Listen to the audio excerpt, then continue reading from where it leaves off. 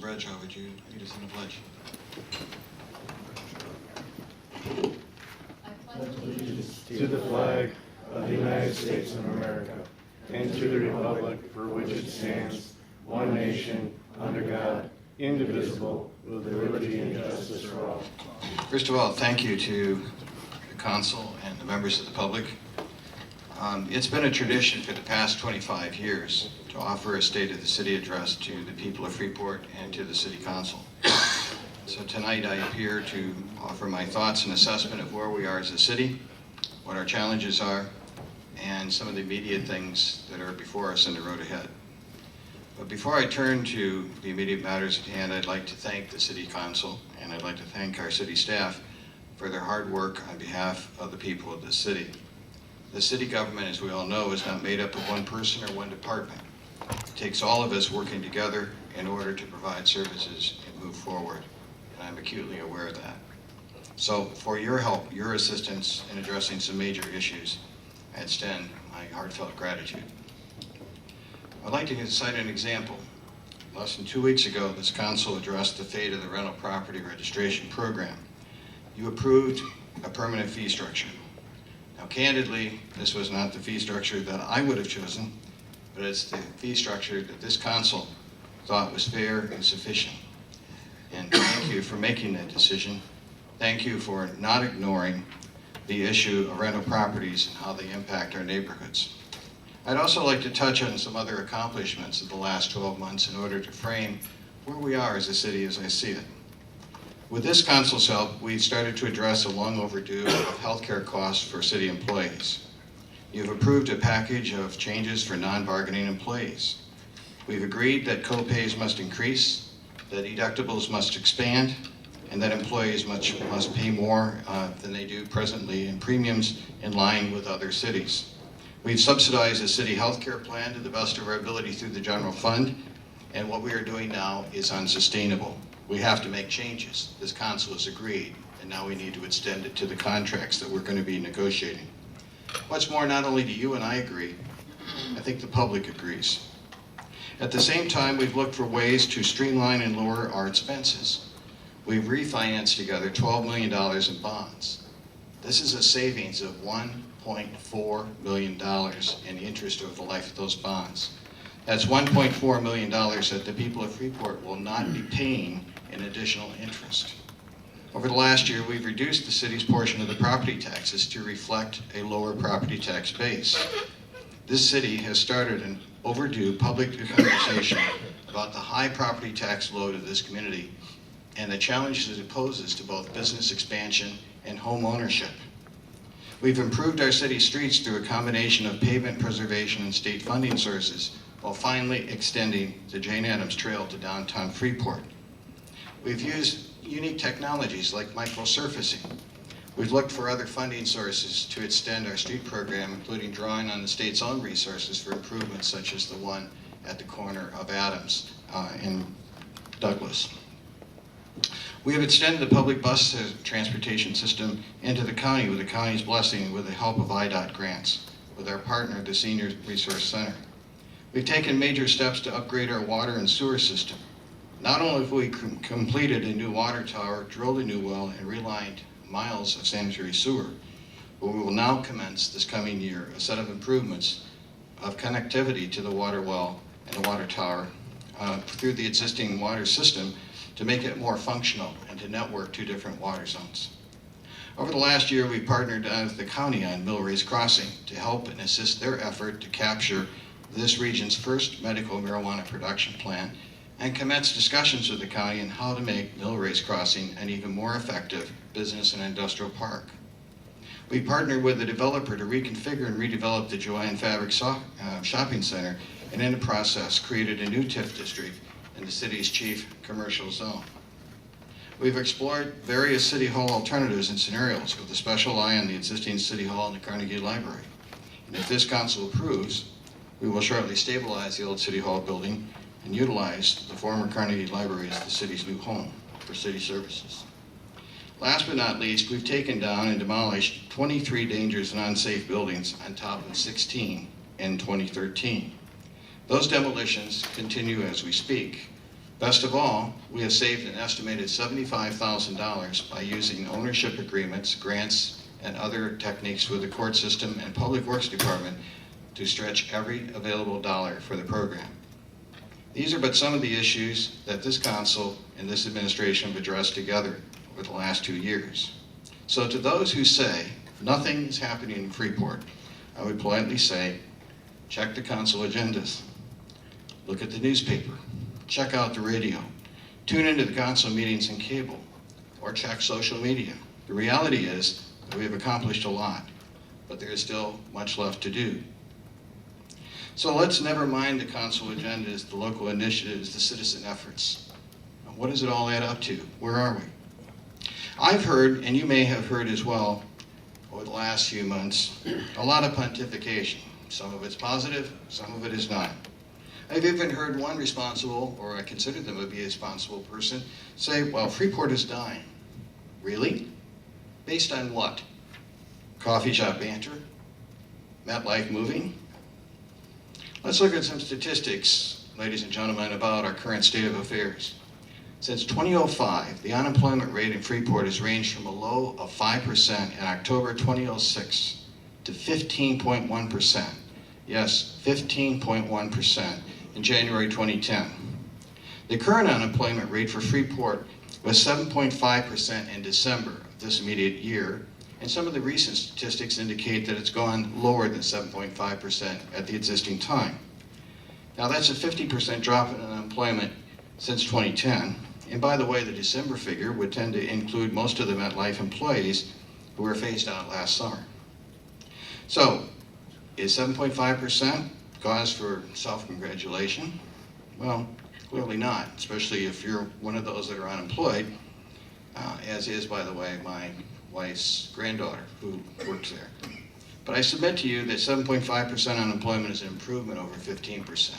It's an improvement over what we've seen. And it is an indication that we can move forward, that we can move to a better state of the economy, that it's not just simply all gloom and doom.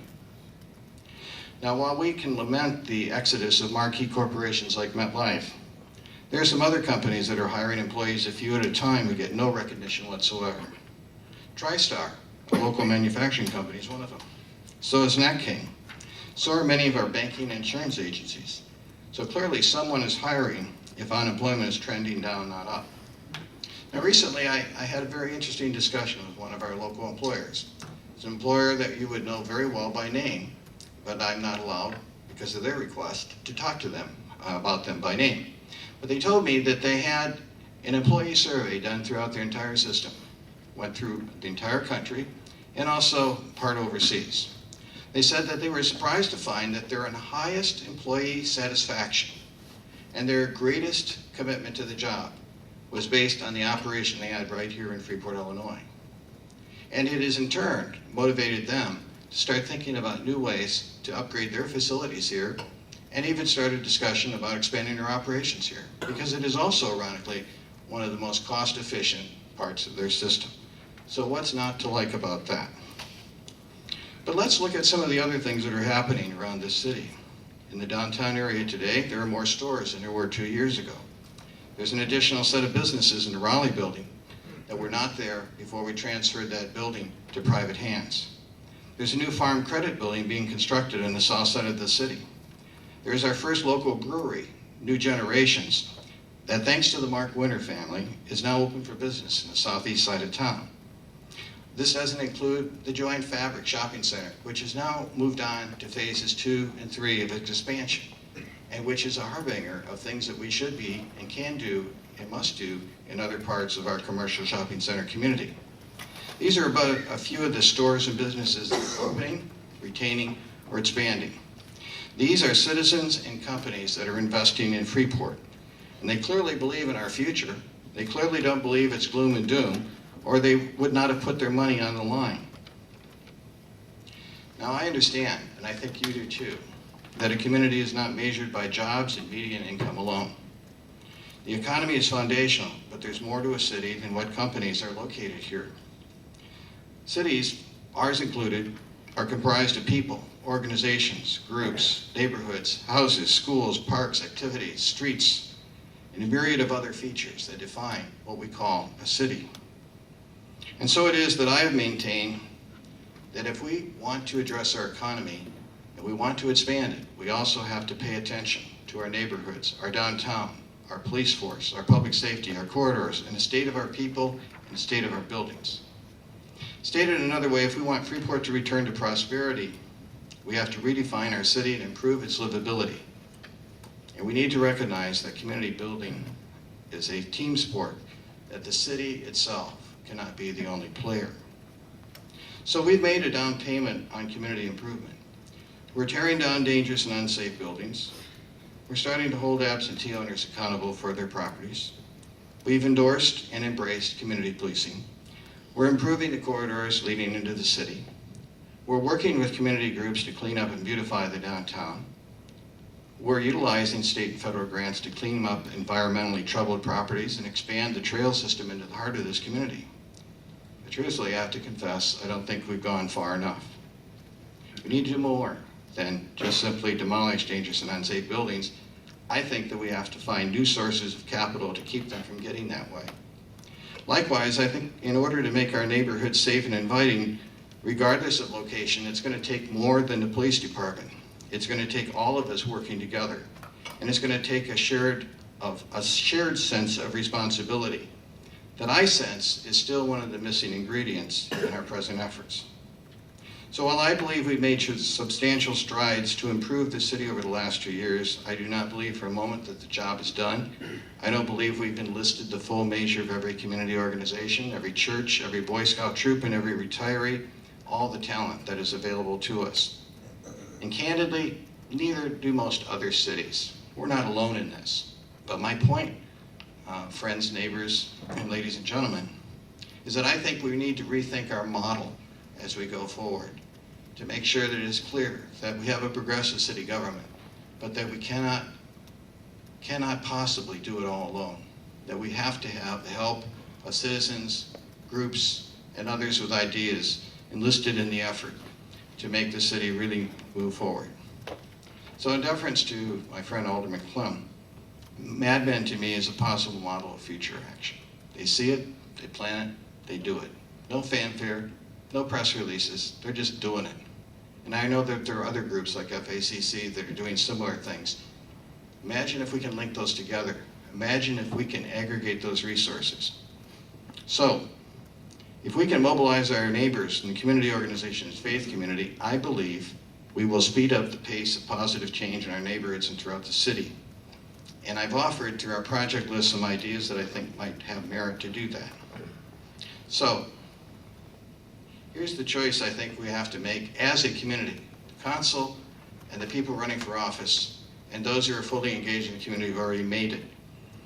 We can wring our hands or we can define our own future.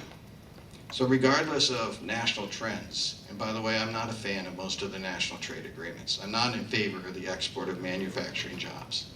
I'm not in favor of a lot of the things that are going on in Springfield or nationally, but at the end of the day, no one in this room really has any control over that. The only control we have is what we choose to do here on our behalf, on the behalf of our citizens working together. And we have to hope that that will be enough to make the difference. So as the sign states in the first floor of this building, chance favors the prepared mind. The author ought to know he was Louis Pasteur, who's a famous biologist who helped change the world as we know it. And if chance does indeed favor the prepared mind, then it seems to me that a prepared community that is looking forward and not looking backward is going to have a better opportunity to succeed than one that doesn't. So what is the state of the city in conclusion? I think it's better than it was. I think there's a ways to go, and I think there's no time to lose. I want to talk about some of the challenges. That was the second part of this address, the challenges that are immediate before us. To me, there are 4 of them. One is resources. The second is tax base. The third is shared cooperation. And finally, some ideas on the economy. First, this governor has proposed a 50% cut in the local government distributed fund. And I think that all of us know that this is very serious stuff. And here's what may not be known to a lot of our citizens, and that is that we cannot afford the services that people want and desire if we don't have the resources. This city has cut virtually every department of the city to the bone. When I was mayor in my first tour of duty, there were 3 people in the clerk's office. Now there's just the city clerk. There were 2 people in the treasurer's office. Now there's just the city treasurer. The legal department contracts out part of its work and has a part-time secretary, and I could go through in each of the departments, including community development, which is primarily grant funded other than the inspectors. We've cut everything to the bone. So if the cuts to the state income tax distributive fund go through, this city faces a $1.3 million hole in our core budget. And candidly, there's only 2 choices. We either cut services like police and fire, or we have to figure out a way to replace that revenue. There are simply not sufficient resources to cannibalize other departments because, ladies and gentlemen, that's already been done. So the real choice, as I see it, for the people of Freeport is whether we want a city that can provide a decent level of services, or whether we want a city that can take a 911 call but not be able to respond to it as quickly as we have in the past. Do we want a city that promptly and efficiently responds to ambulance and fire calls? Or is it sufficient to reduce the fire stations by 1, increase the fire response time, and have fewer emergency personnel? Do we want a street department that can do a reasonable job of clearing streets in the winter? Or are we content to basically say to the streets, they're going to be what they're going to be? And by the way, if you want your tree trimmed or cut in the right of way, I'm sorry, we'll put you on a list. We can never get to it. Not this summer, not next summer, maybe not any summer. Those are the kind of real life choices that we face in terms of what the next couple of months are going to bring. And keep in mind that the distributive fund is only one of the cuts that is proposed. We've just expanded the city's bus service and transportation into the county beyond the city. Now people use that bus service to get to the doctor's appointment, to get to the grocery store, to pick up a prescription. Some people use that just to get to Highland. Public transportation is also on the public chopping block in the present budget deliberations in Springfield. So I'm not here to state gloom and doom. I'm here to state a reality. And I particularly appreciate this as a mayor, the governor's effort to address the state of Illinois' longstanding deficit. I know that we all have to play our part. I know that there's going to be sacrifice across the board. But I submit to you that a 50% cut in shared revenues all in 1 year can and probably will prove catastrophic to cities like Freeport that have already cut our budget, already taken steps to pull in our belt, and are already fighting to redefine ourselves and grow. Now the challenges do not end with just simply what happens in Springfield. Regardless of what happens there, I think that you all know that I've been a strong advocate as part of our economic plan to look at our sales tax base. Why the sales tax base? Well, for 2 reasons. Number 1, there is some low-hanging fruit. That's why I've talked about 26 and 20. That doesn't dwell on demographics. It's a matter of traffic counts.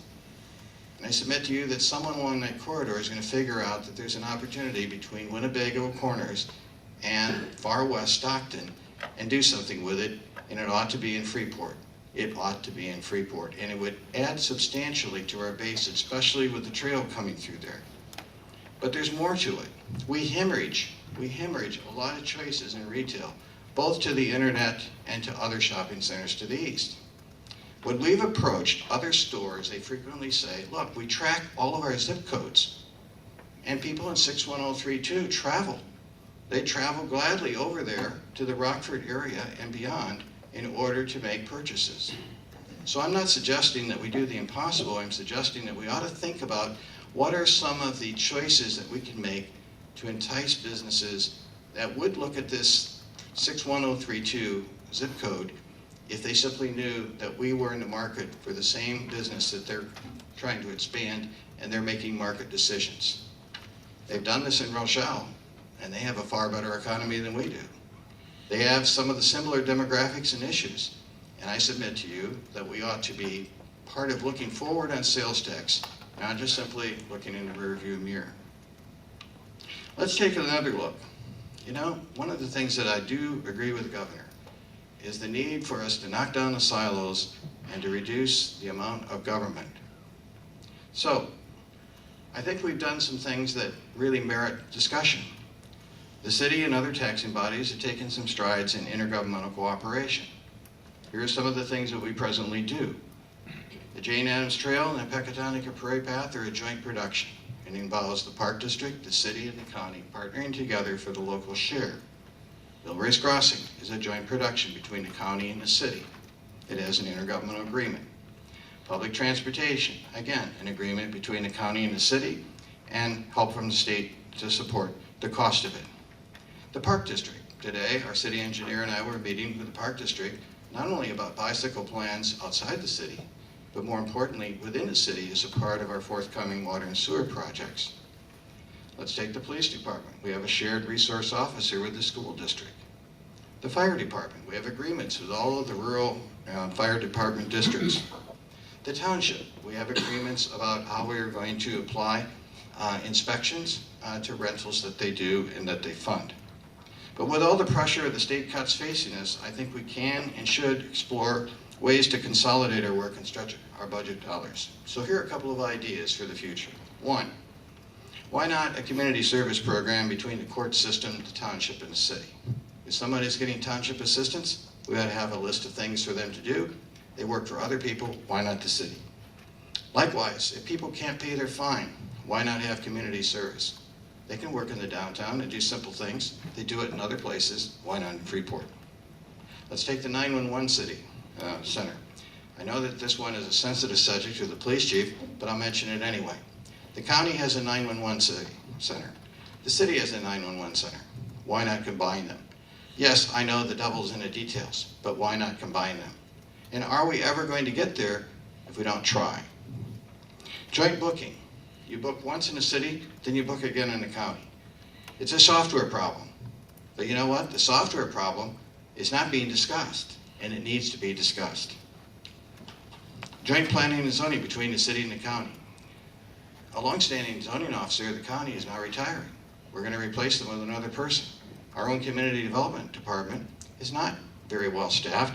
Why not do these efforts together to have one department? Joint purchasing of basic office supplies of all taxing bodies. 10 years ago, I was told we couldn't possibly do that because the kind of pencils and the kind of copying paper and other supplies that we use in the city are different from those in other taxing bodies. I will not mention the ones that I was mentioning just to protect the craziness of it. I think that there is a lot to be said by aggregating that purchasing power and then driving that towards bids. And I see Jack Sosnowski in the back of the room nodding his head affirmatively. We should have those kind of discussions, and we should not lose any time about it. Joint contributions to economic development. You know, I am pleased that the message has been heard by the Park District, to some extent by the school district, and by the community college to start investing in economic development. The city cannot be the only one carrying that load. We all have to be on board. So that leads me to my last point about a sharper economic focus. Some people have expressed concern that we have various contracts for economic development now up for review. There's been nervousness about, are we going to renew the NIDA contract, and if so, in what terms? We're going to complete the FDDF contract, if so, in what terms? Are we going to hold up the money that goes to the Convention and Visitors Bureau? If so, why? I think that the review of these contracts is necessary. But also, it's not an unfriendly negotiation. I think the greater the understanding that this body and I have of what it takes for true tourism, the faster we will get to where we can of effectively supporting the efforts of the CVB to expand tourism. Likewise, if we are engaged on a regular basis with FDDF, and we indeed concede things like facade improvements to their primary decision-making, I think that we will decentralize and improve the ability of ourselves to make good decisions, spend the money wisely. So I believe that this accountability is only one step of a greater aggregation, and that aggregation is that we all have to be in the economic game. And now I'm going to say something that might be surprising to people that are listening to this address and have heard me in the past. I believe that we actually need to not only rethink NIDA's mission, but give them greater support. Economic development, if you look at it in the aggregate, has lots of people who live in Freeport and work elsewhere and vice versa. So if it is truly a regional economy, then perhaps we also need to think more regionally in our approach. And that means working with greater alacrity with the economic development things that are going on in Rockford and vice versa. So in this coming year, I too am going to join the hit parade to not only sharpen the economic focus, but to suggest ways that we can be supportive of economic development across the region in a more profound way. And that starts with reauthorizing the state's enterprise zone for this area. Let us not kid ourselves. The enterprise zone that we have now expires in a few years. We should not wait until it's gone to worry about restoring it. We should be putting a joint application in for this region, and we should do that by the end of this year. So, those are some of the things in the aggregate that I see as immediate challenges. And let's talk for a moment about immediate things that are going to come before this council, and you've all seen this project list. Now, the good part for you, I'm not going to discuss every one of these tonight in infinite detail, but I do want to touch on a couple of things that I think are really significant, important, and timely. First, later on this year, we will have an opportunity to refinance another $800,000 in bonds. I'm sorry, I think it was $800,000 in savings and bonds. There are actually several $1 million in the aggregate. I hope we will not tie that up. I hope that we will not miss that opportunity. We have been blessed by unusually low interest rates, but there is nothing to say that that interest rate environment will continue. So I think we should take advantage of that. And by the way, when we refinance this third set of bonds, coincidentally, that ends up to be about $2 million, roughly what we hope to spend on a new city home.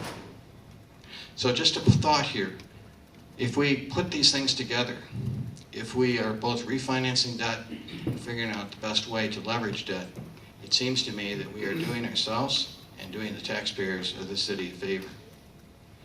This spring, we will start the planning, the bidding process for the water main improvements.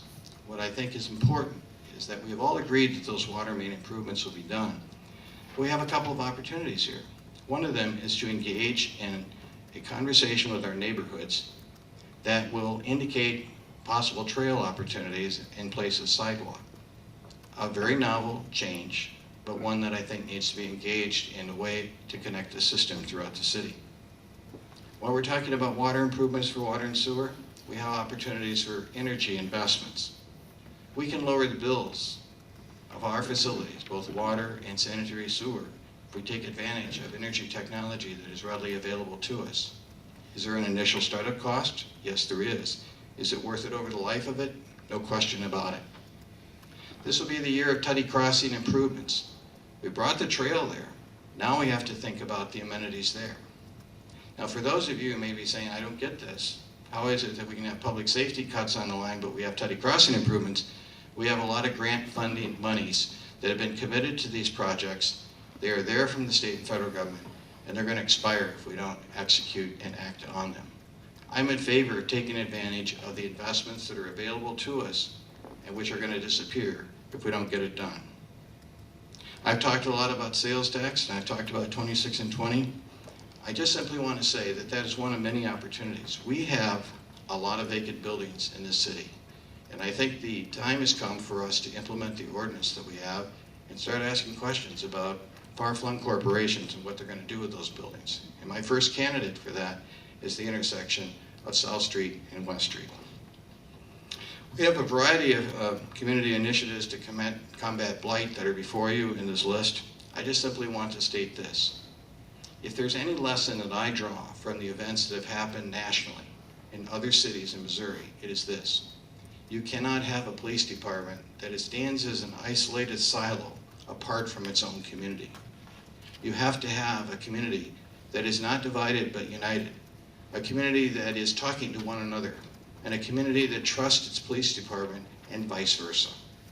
And I am fortunate to have a police chief and a community department that is not only embracing community policing and other efforts like the Civilian Police Academy in name, they are doing it in deed. And I want them to have the resources to continue that dialogue, because I think in the end, that is going to be the key to improved public safety. We have a lot of other initiatives, including streamlining customer service functions in the Community Development Department. But the one I wanted to save till last is one that's been hanging out there for a long time that I'm going to close with, and that is the Carnegie Library. Now, this council has authorized a resolution. The resolution allows us to take proposals for design build. Ultimately, what happens with this is up to this council and to the public. But I want to share with you for a moment why I think that this is a smart, thoughtful, and cost-effective alternative. We have spent a year and a half on a very extensive public outreach program. We have listened to people in a lot of different ways. We've also taken surveys. We've done, I think, an extra added effort in terms of not just simply making a decision, but exploring that decision from a lot of different avenues. At the end of the day, I take the following from it. I don't think we have $6 million right now to put in the old City Hall. The only way to make it an effective building is to completely reconfigure the interior. And there's also a lot of exterior work that has to be done on it. On the other hand, we can do a more modest set of improvements to the Carnegie Library, which has an open floor plan, and we can occupy it for about a third of the cost. And we can incorporate that now. And we can take ourselves out of the box of less space, because this is going to be walled off shortly, annual increases in rent, less space, more money, and have a stabilized building that has sat there and has weathered the storms of adversity for the last 10 years. And at the same time, we can take care of some of the major issues in the old City Hall so that it is prepared for the future. It does not foreclose us doing other things through fundraising, grants, and other means, but it recognizes the city's present financial circumstances in a realistic way. Now, a lot of people have criticized us for even entertaining that notion. I think that we all understand that lots of choices are being made at the national, state, and local level. To me, we have to invest in infrastructure. We have to invest in the economy. We have to take care of basic services. We have to mend and melt this together in a way in which the sum of the parts is greater. The whole is greater than the sum of the parts. So City Hall is part of an overall set of things that this community has to do. It is not an end in itself. I repeat, it is not an end in itself. So unless someone here has the winning lottery ticket, or someone here has a wealthy benefactor, or we have a group of 6 people that have left us the money in their will, I see this as the most logical, viable way to meet the needs of the community and still do the many things that are before us. Those are my thoughts about the state of the city, about some of the challenges immediately ahead, and the things on the to-do list for the future. But in closing, I want to be very careful to say the following. Number 1, the state of the city is the mayor's opportunity to share ideas. I realize that the public and members of the council may agree with some of this agenda, none of this agenda, all of this agenda. These are my ideas that I'm putting forward for your consideration. And if you have a better idea, by the way, I will fully embrace it. But these are some of the core issues that I think we should be about as a city government. And I am very grateful that this council has chosen to go about its work in a relatively quiet, low-key manner of deliberation over the last 2 years. The newspaper's not writing a lot of arguments about us being ejected from the meetings, about us arguing about what's on the agenda or who can speak. We've gone about our business in a very deliberate way. We've gotten a lot done. And I'm simply saying that I think we need to keep it up. So in closing, I am grateful for this opportunity to share thoughts, and I'll leave you with this one. I believe it is Robert Frost who once said, "Some people see things as they are and say, why? I dream of things that never were and say, why not? Why not a better Freeport? Why not work together and move faster? Why not have an ambitious agenda? Why not build this community together? And why not put an end to all the doomsayers and people that are negative and talk about things that they don't like in Freeport? Why not embrace a positive agenda and make it happen on behalf of all of us? This is the city of Lincoln and Douglas. And in that tradition, I think we owe them no less. Thank you for this opportunity.